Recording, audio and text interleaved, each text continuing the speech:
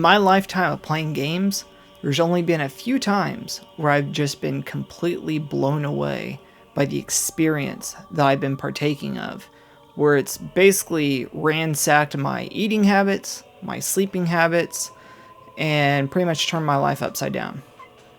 A few of those titles, to be specific, would be Shenmue from the Sega Dreamcast.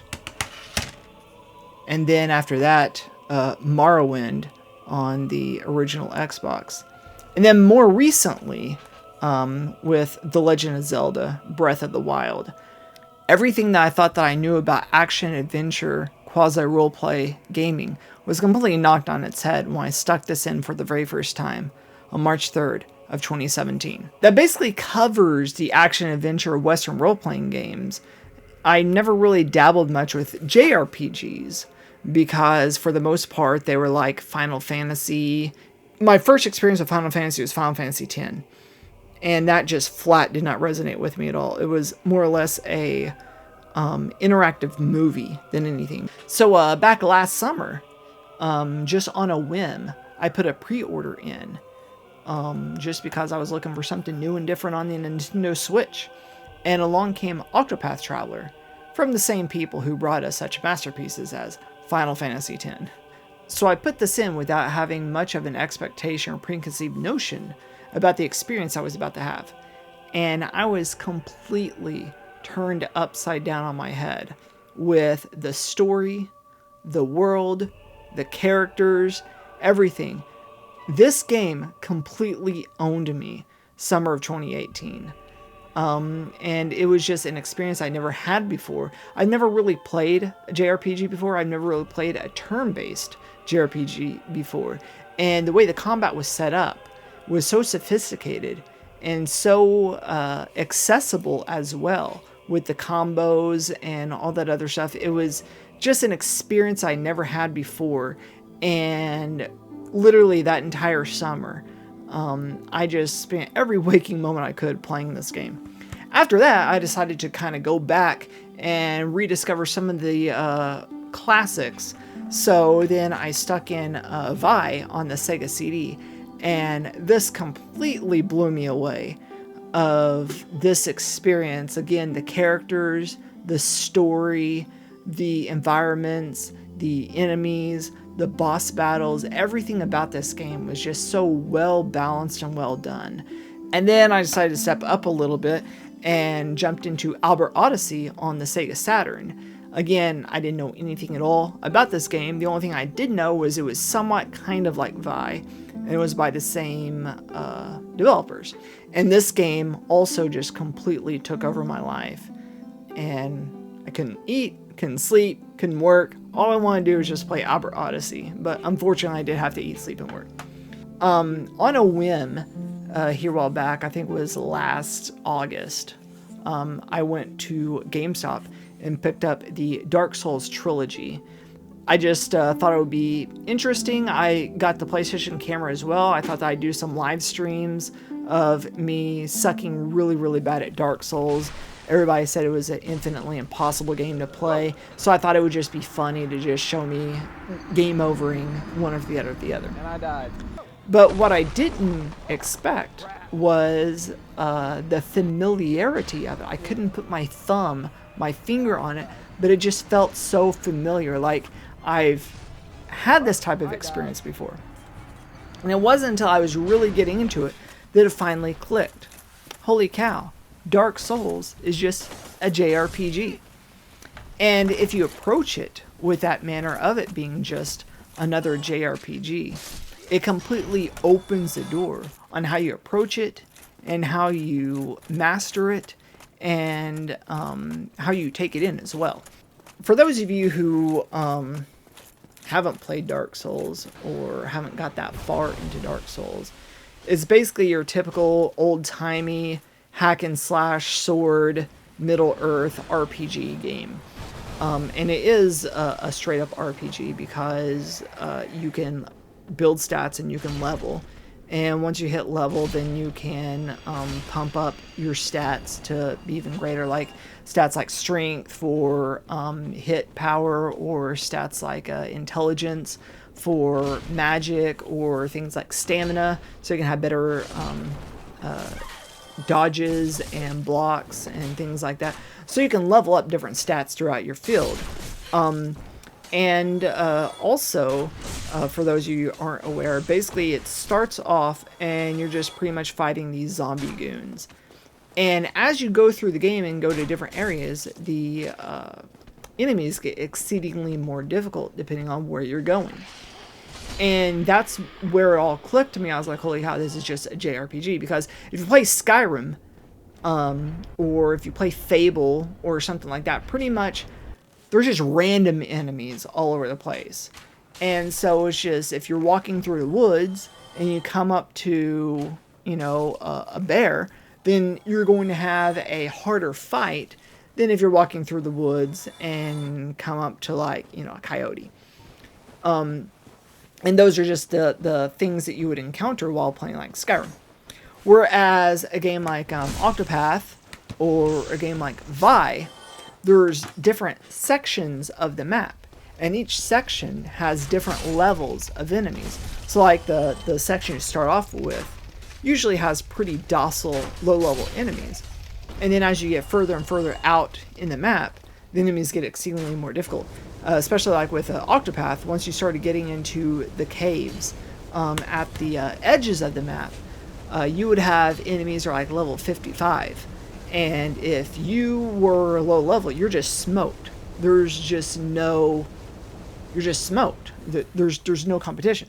Whereas with Skyrim, it doesn't matter what difficulty the enemy is, because I always felt like playing the Elder Scrolls, at least, regardless of the modern Elder Scrolls, not Arena, Daggerfall, or Morrowind, but with Oblivion or Skyrim, it's like regardless of how leveled or the stats of the other guy, you could still somewhat hang.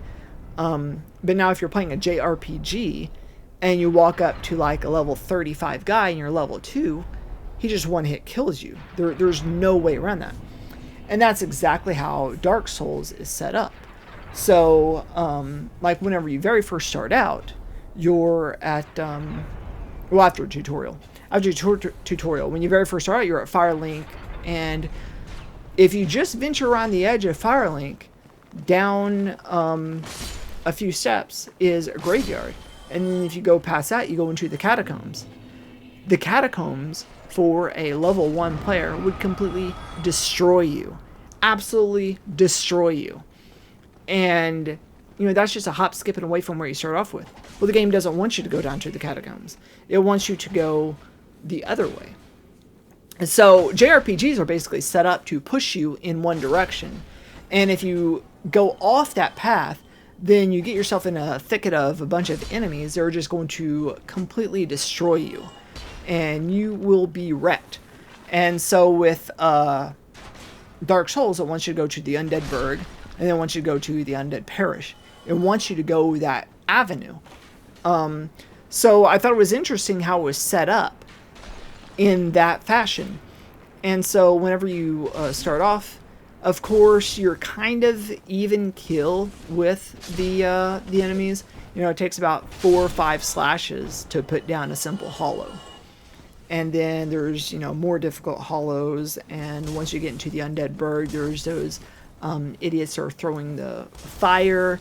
And there's the guys with the spear and the shield. And those guys you basically have to backstab, if you're like level 1 or 2. As you progress through the game, you start building up more stats. And as the enemies get more difficult, then you get more stats from the kill. And more stats from the kill means the quicker you can level up. Which is another classic JRPG trope, is the grind. With Skyrim, with Fable, with, most Western RPGs, the grind is not essential. Like, you could beat the entire Skyrim game at level 5. Done. Like, I've done every single thing there is to do in Skyrim, and my character's like 36, level 36. I've done everything. All the DLC, everything. I've done it all.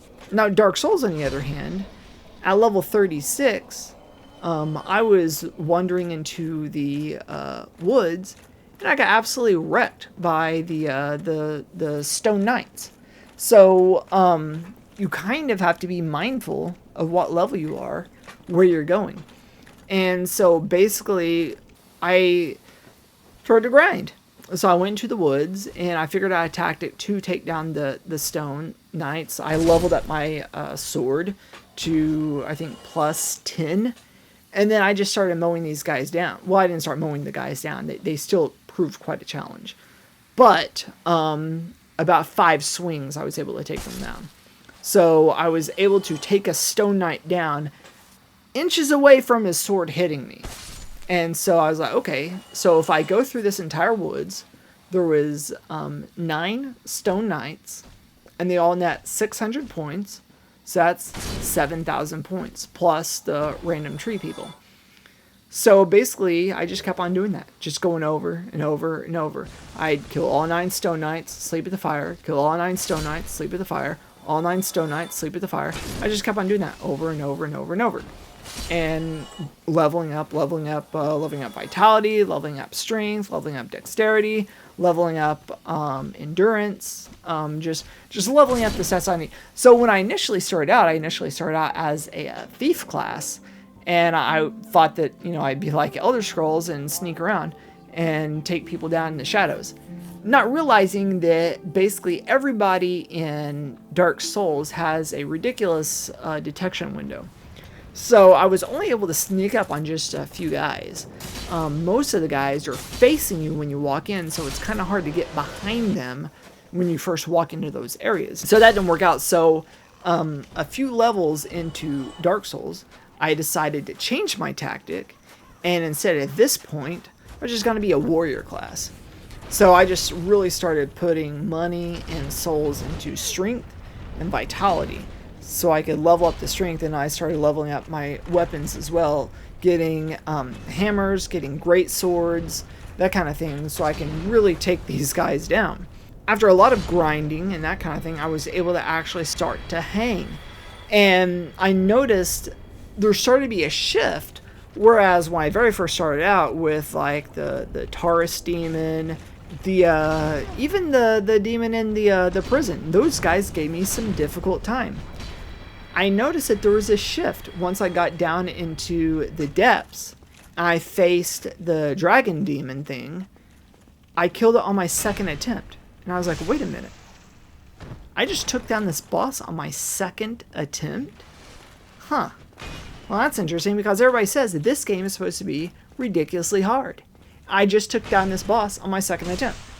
After that, we go to Blighttown. I go down to Blighttown. I did what I'm supposed to do down in Blighttown.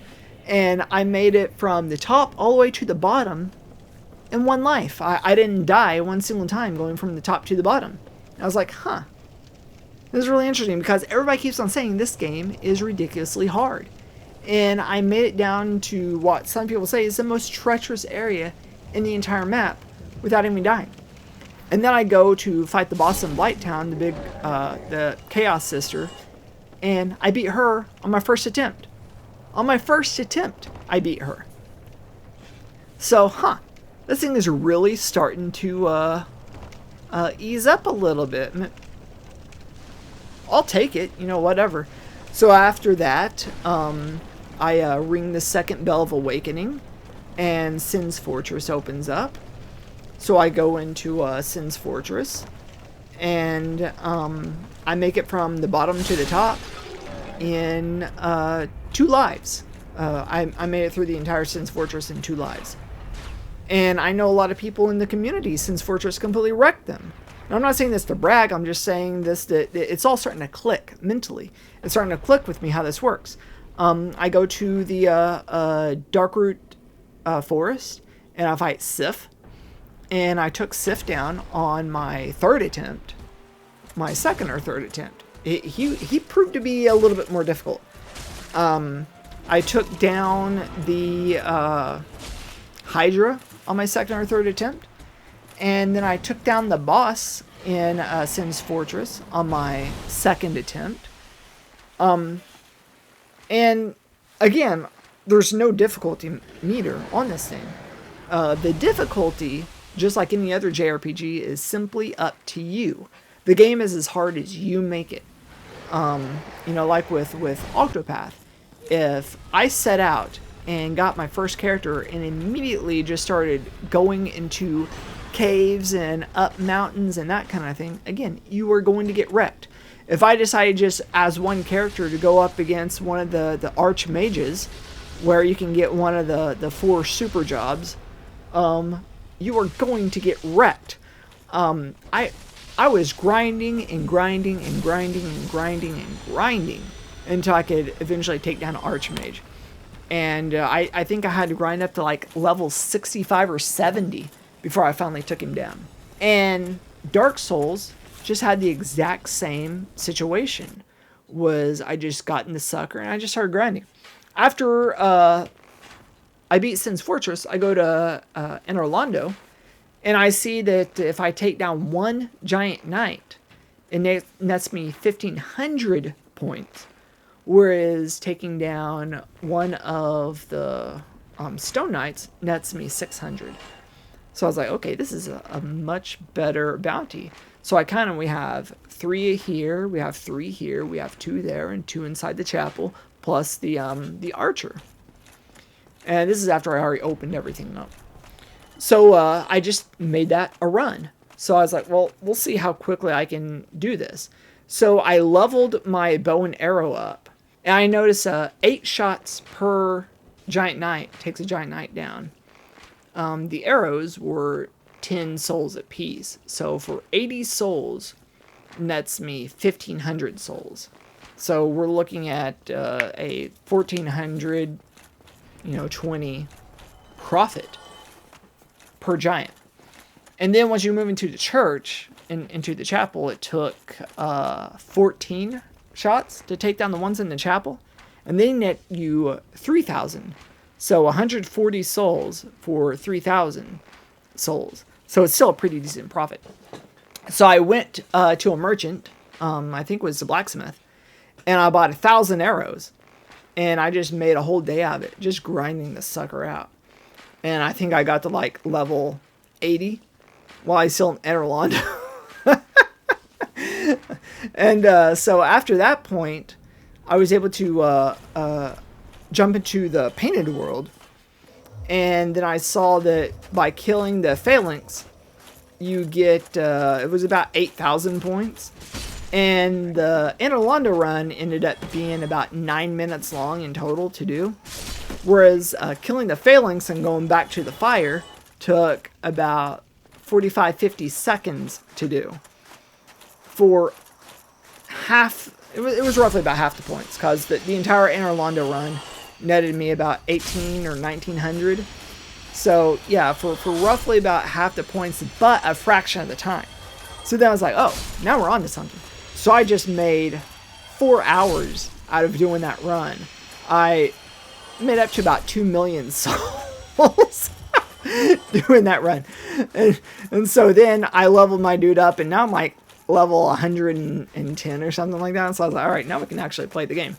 So after that, I went down into New Londo Ruins and got myself the very large ember, just so I can get my sword at plus 15. And then, so I have my sword at plus 15, and my strength is like 40. And I had a great sword, and the great sword has C-class scaling with your strength. So basically, plus 15 great sword with my strength, I was dealing 615 points of damage per swing. So I two-handed this bad boy, and I could take down a Black Knight with one swing two-handed, if he's undetected, so I could do a critical. We are now wrecking these guys. And so that's just a testament to how much of a JRPG it is. If you put in your time and do your diligence and level your stats up correctly, you can absolutely just wreck the entire game. And that's something that a lot of people, I don't think they realize. I think that a lot of people are approaching this like it's Skyrim. This is not Skyrim, guys. This is Octopath. If you've played Octopath and you were fantastic at Octopath, that's what Dark Souls is. It's a JRPG. It's not turn-based. It's a free roaming or a free combat JRPG, but it's still a JRPG nonetheless. Another major reason why I'm going to lean on it's a JRPG thing is because with JRPGs, classically you have a party. And there's many people in the game, like with Vi, with Albert Odyssey, Octopath. There's always 4 people in the party. And those 4 people can trade out. You know, you have other people come in. With Octopath, there's 8 characters you can trade out with. With Vi and Albert Odyssey, there's other characters that come in and out depending on how the story progresses. With a game like Skyrim or a game like Fable or something like that, it's just you. It's just you experiencing the world, and that's it. With Dark Souls, on the other hand, you can summon. So whenever you come up to a boss battle, if your character is not hollowed, then you can summon somebody to assist you in the boss battle. And there's also situations where you can also summon live people online to assist you in boss battle. And that's something that just is not there with Skyrim or with Fallout or with Fable or, most of those other Western RPG experiences.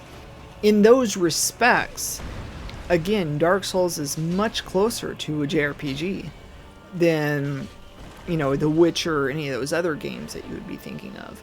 You can argue with me all you want on that, but I'm still going to hold true to that.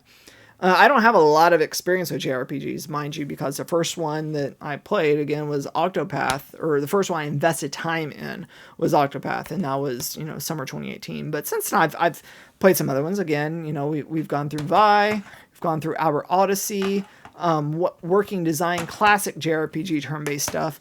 And so, yeah, it's like after playing those, I feel pretty confident in saying Dark Souls was set up like a JRPG. What really owned me about this game was the experience, the lore, the characters, the environments. Oh my gosh, the environments, the boss battles, the music, and the lack of music. That's what really got me. Was I was like going into the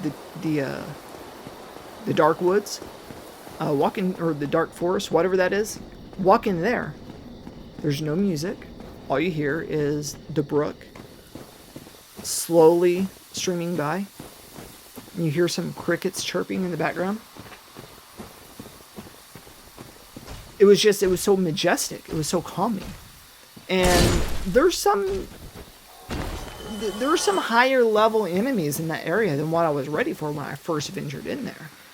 But it was still somewhat calming and peaceful, and it just kind of had a real surreal feel to it.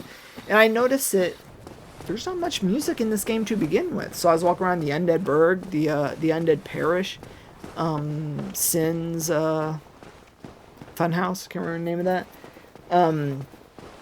New Londo Ruins, Inner Londo. There's no music anywhere. But at Firelink, there's music. And I thought that was interesting that they put music at pivotal important points. And there's music in Gwendolyn's room. So we have music in Gwendolyn's room. We have music in Firelink. So I was like, this is really interesting how we have music in certain places of key importance to let you know that this here is an important place. So I'm in Blighttown, and I knock open some doors, and I find myself in the Great Hollow. And so I was like, oh yeah, I think Sigmire is supposed to be down here to go along with this story. Because I've been kind of going along with the Sigmire story. And I just keep on randomly bumping into this guy. Like, literally, I'm not even reading walkthroughs on the Sigmire story. I just keep on randomly bumping into this dude. And it was so funny because I completely randomly bumped into him in New Izalith. And I have no idea how I stumbled into him. And I wasn't even expecting or looking for him, and there he was. And then I bump into his daughter when I was just killing some random guys out in the woods, and then there she is. So unbeknownst to me, I'm slowly pushing the story along. So I did hear or read or whatever that he was in the Great Hollow. So I was like, okay, well, here's the Great Hollow. I'll just work my way down and see if we can get him and go from there. So I work my way down, and I get down to the very bottom. There's no Sigmar. There's a bunch of mushroom idiots. There's no Sigmar. And I look over and I see, wait, there's a door. So I walk over to the door, and I walk out, and all of a sudden, I'm hit with the most epic sounding and sad sounding music that I could conceive of.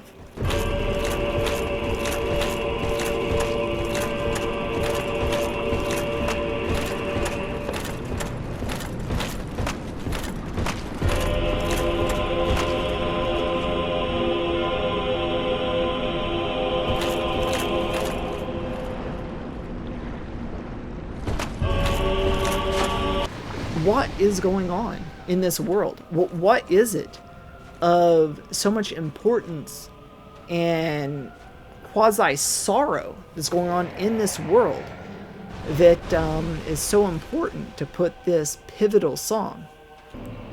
And as I venture on further, I find one of the last remaining dragons in the entire world is in this. And that's why the sorrow music is, because apparently that was where major battles were fought in Ash Lake. And it just made the hair stand up on the back of my neck. Just this music and this environment, this background, a lack of enemies, because there was only 4 enemies on the entire shore. There's one tree with a couple of those paralyzing frog idiots inside of it. But if you don't go inside the tree, you only encounter 4 enemies on this entire island. There was 3 crab thing, oyster things, and a black hydra. And that's it. And I thought it was so weird that we had this huge, vast world. And it's completely void of life. But the world, the music, the background, everything spoke such a strong story, and there's nothing here. It's just things like that Dark Souls could quite possibly be the greatest game of all time for me. It takes a lot, and it would take a lot, to dethrone Morrowind from the equation. But Dark Souls is like Morrowind on steroids, man. Morrowind did not have an Ash-like situation of something that evoking of emotion, you know? It's just not there. And I thought it was interesting that, again, there's so much talk about this game just being obscenely difficult and all this other stuff. But when it came time to the boss battles, the majority of the bosses, I put them down the first, second, or third try. Even Gwyn at the very end, I put him down on my second attempt. Usually it just took one attempt for me to try to figure out their situation, and then I'm able to just go wreck them after that. There's a couple bosses that gave me immense difficulty. The boss that's down in the basement of the asylum. That dude took me like 10 or 11 attempts to finally get him. And the problem is because the descent down to the basement knocks off half your health. And as soon as you hit the floor, he's already swinging that big club, and so you start off with a ridiculous disadvantage. That guy was ridiculous for me to take down. The Taurus demon was ridiculous for me to take down because I just, at that point, wasn't really sure how to approach him. And so I approached him in different fashions until I finally figured out, oh yeah, remember what they said in the asylum, do the head boot. So I went and did that, and I was able to take him down. And probably the boss that gave me the most fits out of anybody in the entire game was probably the Capra demon. That dude was just something else. And the main problem with the Capra demon for me was just the close quarters. There wasn't really anywhere to go, and the stupid dogs.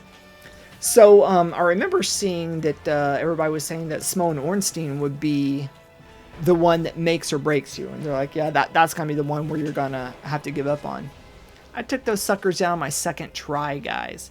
My second try, I took those guys down. So, yeah, there's definitely a testament to grinding and properly setting up your character for success. Because again, grinding and properly set up my character for success, took Simone Ornstein down second try. I took down Nito on my first try. I just took my sword out and just went and tanked that dude. First try, Nito was out. So there was a lot of those guys. The Four Kings, first attempt with the Four Kings, I ran through them like a tank. So yeah, a lot of these bosses I just took down the first try. And I'll see on YouTube people be like, man, I'm struggling for months on this guy. And I'm like, dude, I just took that sucker down. Just pull out the sword and just start swinging. Two-hand that sucker. But I guess I don't have much else to say. I just wanted to kind of take some moments to talk about this because I haven't made a video in about a month, if not longer, because I've just been so consumed with Dark Souls. And this is just every single thing that I could want in a game is contained in Dark Souls. And so, yeah, if you haven't checked it out, I highly recommend it. If you're a little nervous about the difficulty, if you just grind your sucker up and just keep on going and level up your weapon with your character, then you'll have no problems. You'll be able to get through the game no problem. So I guess that's all. So thanks for watching and peace out.